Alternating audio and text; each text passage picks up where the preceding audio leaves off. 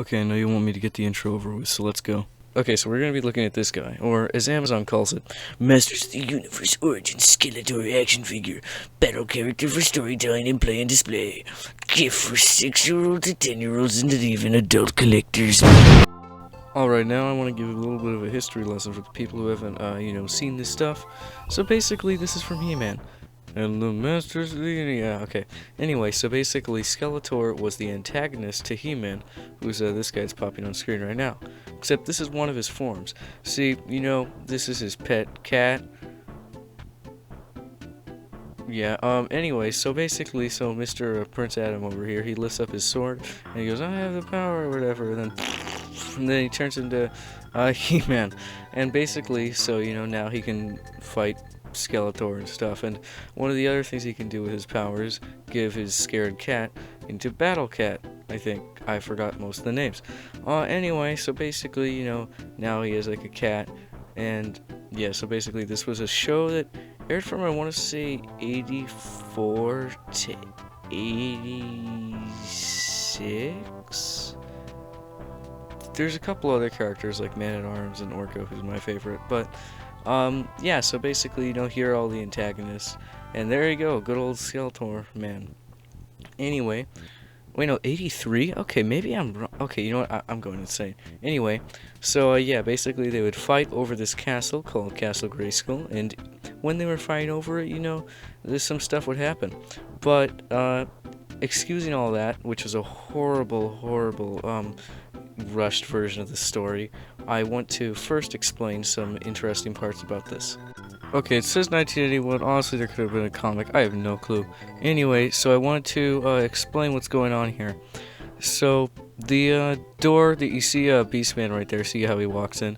So that door right there, you see how He-Man has a sword? Well, Skeletor would come with a sword too, and when you combine both their swords together, you get like kind of a bigger sword, and you can put the sword into the door of the playset, and then unlock it, and then you can unlock all this stuff to Castle Grayskull, and yeah.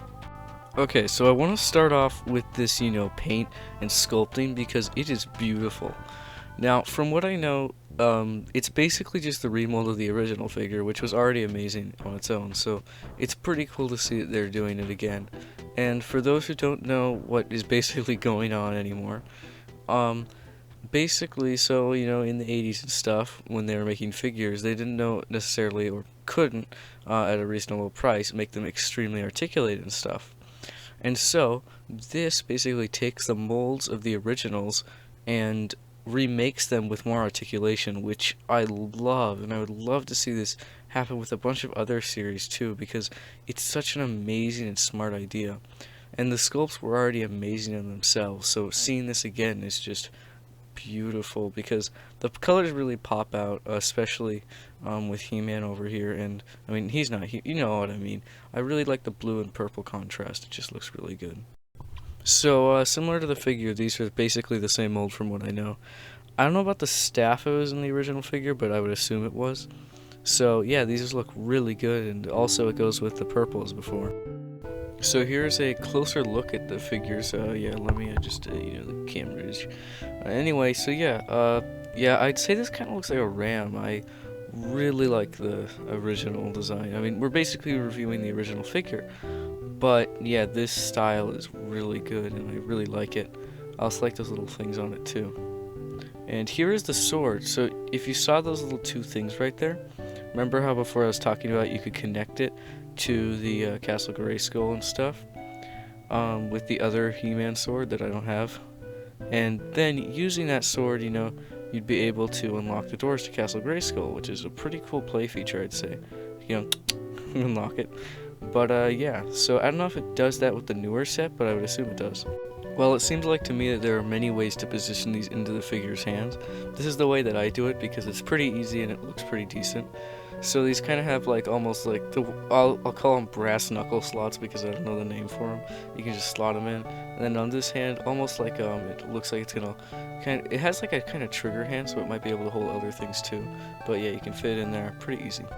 So going back to sculpting and painting on this figure, it is beautiful, like I've said before many times. I mean, they did an outstanding job with an already relatively old mold, but I mean, you know, this is pretty good. And it feels really high quality, I would say, and also just all the fingers and dents and kind of indications that this is a figure. He's pretty cool and stuff. I mean, yeah. Now, going with the face, if you notice, there's kind of like a green lime thing. Now, I don't think it's animation accurate. Maybe there's some shots where it is, but I don't know. It's also kind of hard to see from this angle. I'm trying to focus the camera so you can see it better. But the eyes are a little funky, but you know, it's so hard to notice. I'll give it a pass. For being what is essentially a $16 figure on Amazon from a 1983 mold, I'd say that this guy has a lot of really good articulation. You know, his arms go out that far, and I'll go into the arms in a second. His head is on a ball joint. I don't know the correct term, so I'm just gonna use that. It goes up that far, and yeah, you know, there's also like a little swivel right there. His legs go out like pretty much as far as you would guess. I mean, they don't go out that far, but you know, he has ankle stuff. Yeah, just your average stuff. This part can come off.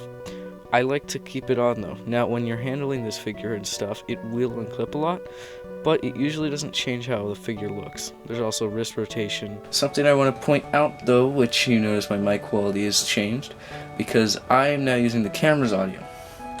So if you notice, this arm actually moves this far out, and really good articulation overall on the arm. But the problem is, this is at least my copy, I haven't researched this or anything, but this arm is kind of funky. Let's see if I can focus the camera a bit better. Okay. This arm, see, you know, fully rotated wrist and shoulder, whatever.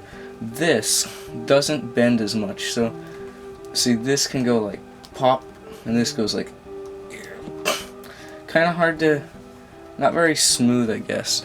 And I think I need one of those loosener, like you just like squirt some joint loosener or whatever it's called onto his arm, and I think that should work, but I don't know. Also, by the way, when handling this figure, this will untab a lot. And I don't know if this was the original thing with the original figure. I would assume it is. Also, probably just depends on your copy. I don't have the original figure, but I do have, I don't have the original Skeletor. I have the original, I think it's like Battle Action He-Man or something, but I don't have that guy on me. So we have this guy. I forgot his name, but he's funny because he spins. Okay, anyway. So these two. They're pretty much in the same scale. I don't know if in the logical stuff he's supposed to be taller or something.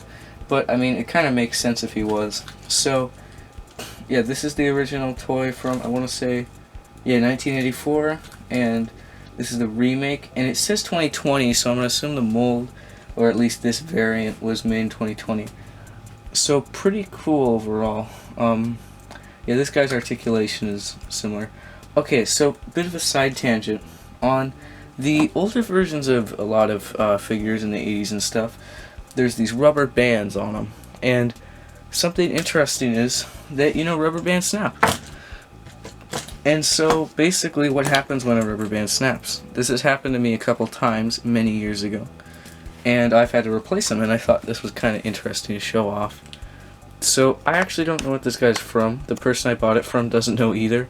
I forgot what see, they said something about ghosts. Oh, you like the pretty cool hollow thing.